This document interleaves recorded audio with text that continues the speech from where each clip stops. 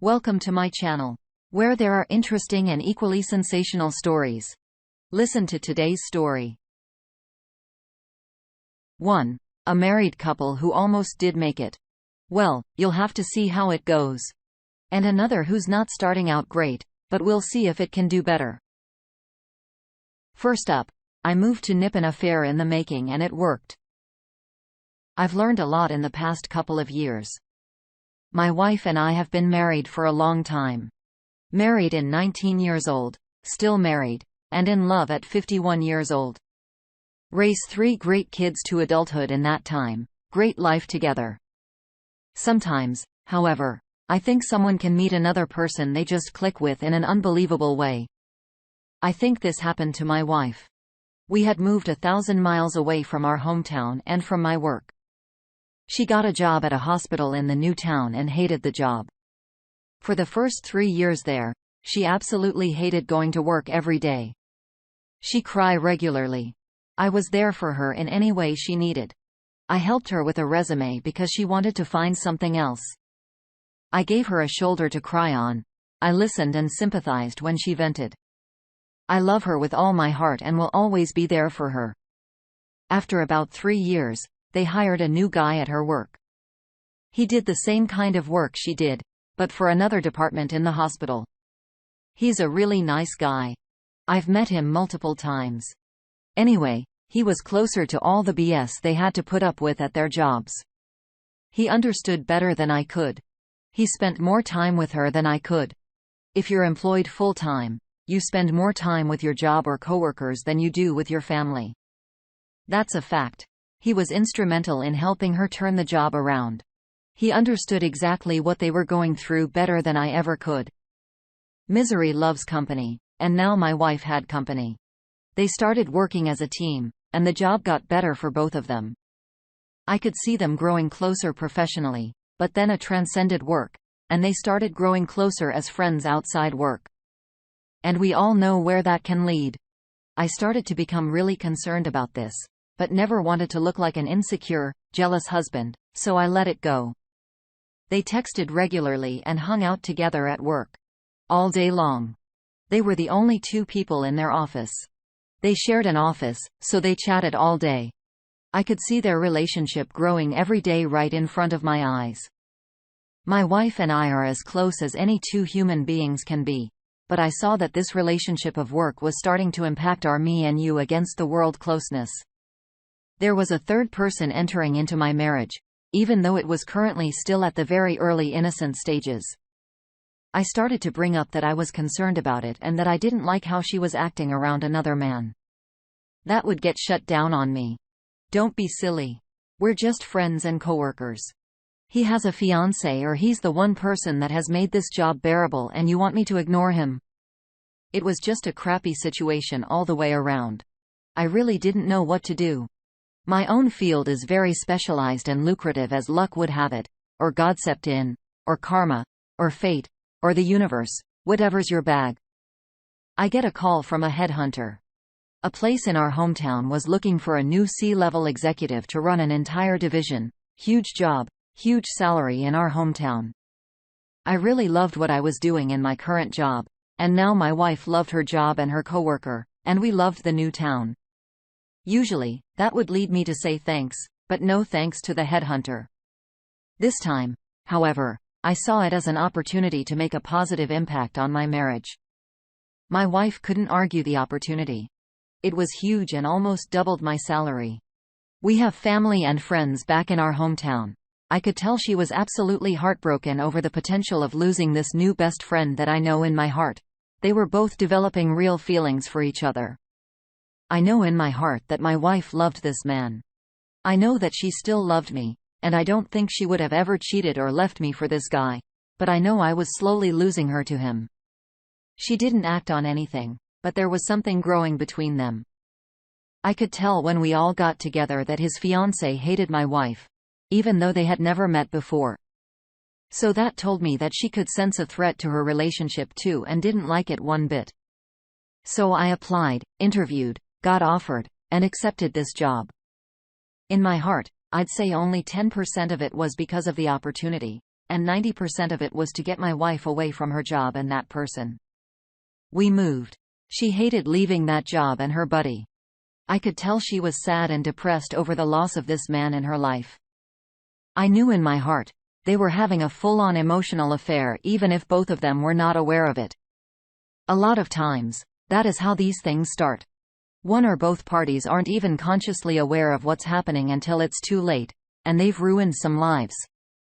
I know this might not be an ideal way to handle such a situation, but it worked.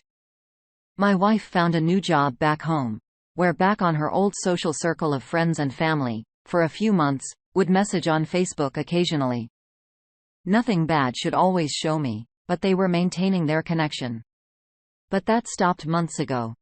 Out of sight, out of mind. They haven't communicated at all anymore.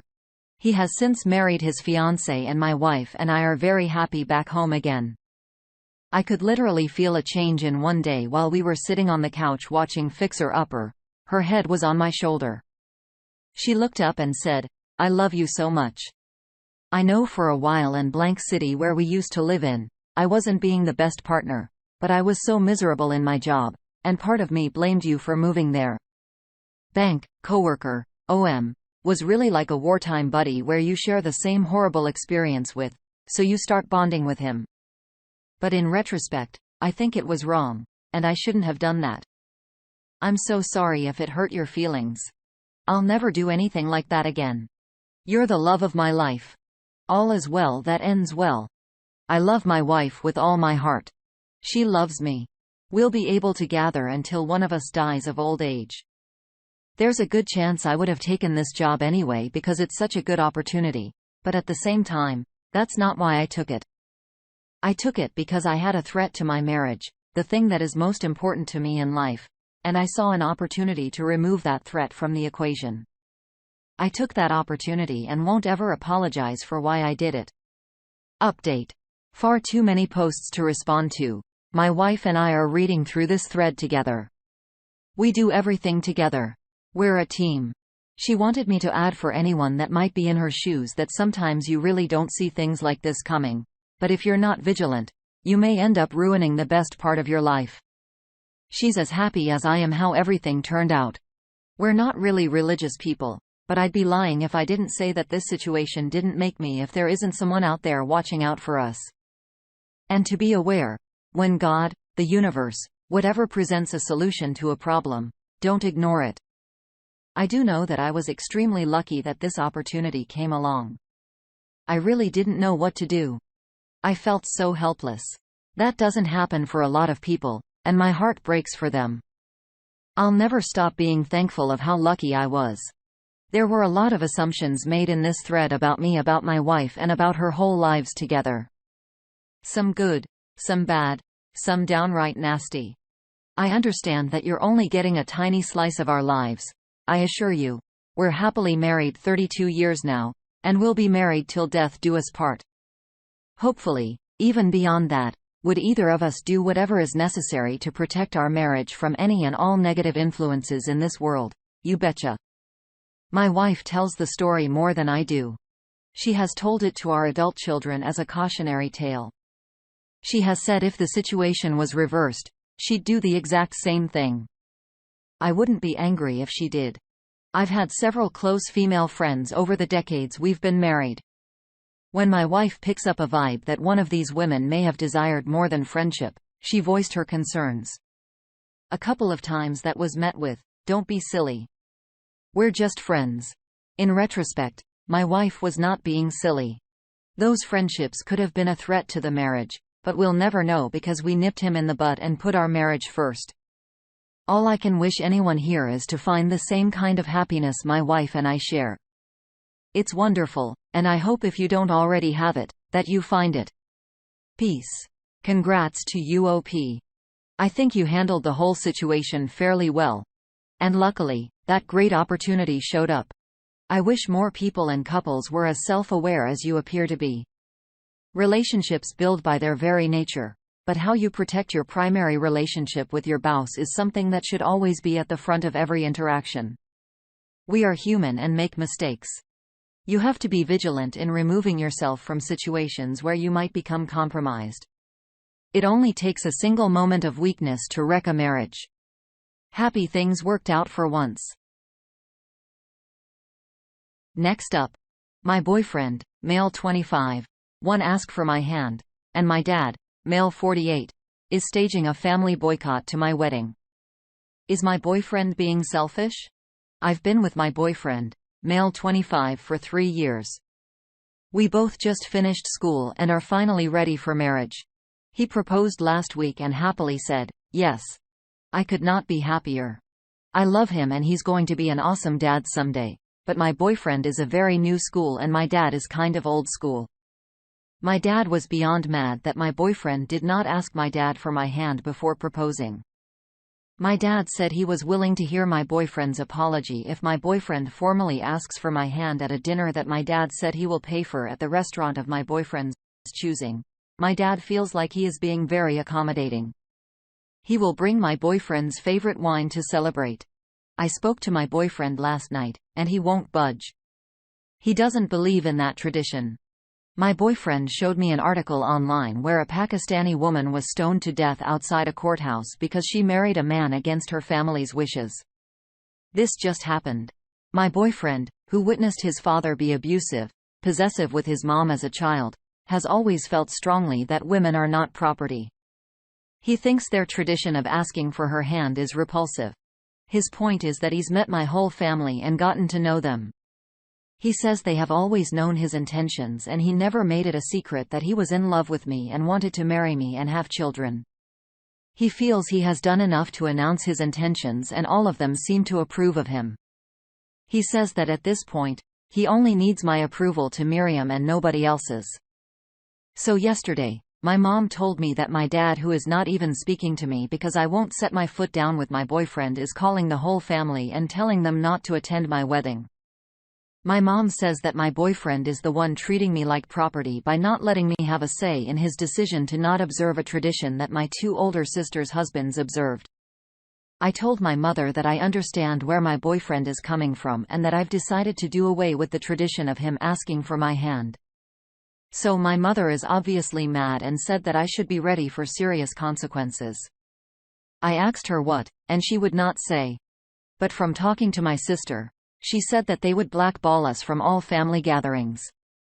My 2 sisters and my mom have told me my boyfriend is being selfish. The wedding is set for August 9th. I'm worried that nobody in my family will attend my wedding. It's one thing for a father to be a bit disappointed he wasn't asked for his daughter's hand. It's a grossly outdated tradition, but some people like the old ways, like giving the bride away. But your parents threatening to boycott your wedding amid other consequences is incredibly extreme and unreasonable. If my parents threatened to boycott the happiest day of my life on the basis of something so petty, I'd say see you. Your parents aren't upset that you and your partner aren't honoring traditions. They're upset that you're not kissing butt. Your father obviously still intends to be the most important person in your life, and he is angry. His control is threatened. Seriously. Don't negotiate with terrorists. You're your own woman now and you're beginning a new life and a new family. Being part of your family is a privilege, not a right. If your parents are holding their love and support ransom unless you toe the line, then I'd say you're better off without them. Unless you want to ask their permission every day on how to raise your children and how to run a household, tell them now that they have no say in how you live your life. Update. The wedding went on as planned. My parents stuck to their guns and boycotted. One of my 2 sisters attended is now happily blacklisted from our family. Nobody else from my entire family showed up, including my 2 brothers. The wedding was a little unconventional. My sister walked my husband down the aisle, and then his sister walked me down the aisle. I wanted this because my sister-in-law actually introduced us and helped me get my first date with him. There was no question about who gives away the bride or even about objections. It was normal other than that. There's been no contact between me and my family other than my one sister. My mother has made it a point to send me a card every time that they have a family gathering for holidays or birthdays at their house to let me know that my father says I'm not invited. I get one almost every month. I don't even read them anymore. I just toss them. I don't know why they keep sending them because I've made no effort to contact them, and I live over 3 hours away. So it's not like I will run into them by accident. The reason I came back to post this here is because some people here made a prediction that came true, that they would come crawling back when we had children. I'm now expecting our first child, a girl. She will be the first grandchild for my parents. My parents found out about the pregnancy a few months ago through a family friend. They didn't waste any time in making demands, not requests, demands. My boyfriend and I are not religious, but I had a Catholic upbringing. I don't practice at all by choice. My mother called me back in April telling me that my father wanted our daughter's middle name to be his mother's first name. I said, no. My father was listening in on speaker, so I went ahead and told them that they were officially uninvited from all these graduations and any other important dates in her life. My father called me half an hour later, crying and begging me to come stay with them for the birth so my mother could care for me. I said no. He also said that he had already made arrangements for his priest to baptize her at his church, but then I needed to agree to naming her after his mother if I wanted this to happen. He said he'd already planned a big celebration for the birth and the baptism that he was paying for. I said, note all of it. He went from meekly trying to sweet-talk me to raising his voice at me, and I hung up. He called a couple of more times to apologize for losing his temper, and again, begged me to reconsider giving birth at a hospital near them so they could visit us. He denied having any knowledge of my mother sending me cards to uninvite us to any family functions and even said that he specifically asked her to invite us but he was told I declined every time. He lets my mom do the dirty work so he can later hide behind her and deny he had any knowledge. He's done this since I was a little girl. He does this every time he wants to drop the hammer on somebody, but be the good cop also. He'll never change. He denied having any knowledge of why anybody in the family missed my wedding. I told him our daughter would not be baptized or a Catholic at all. No offense to Catholics. I told him he was too manipulative and controlling, and I didn't want my daughter exposed to that. He's too toxic and just venomous. Coincidentally, the day and for several days after that phone call I got tons of calls and emails from my brothers, their wives, my sister, and all my aunts. They all wanted to apologize for missing my wedding and all had specific excuses and wanted to make plans to be there for my daughter's birth. I banned them all from her life until she's old enough to decide for herself to let them in. My husband was a little surprised and not sure about banning everybody forever. He's more leaning towards supervised visits if they want to drive to us. My dad has been calling him like crazy, but we are a united front. My husband is deferring to me, but giving me ideas as to how I can give a little if I decide to. But with my family, there's no giving a little. They want it all. For now, they're all banned. I will reconsider when the youngest of our children turns 18.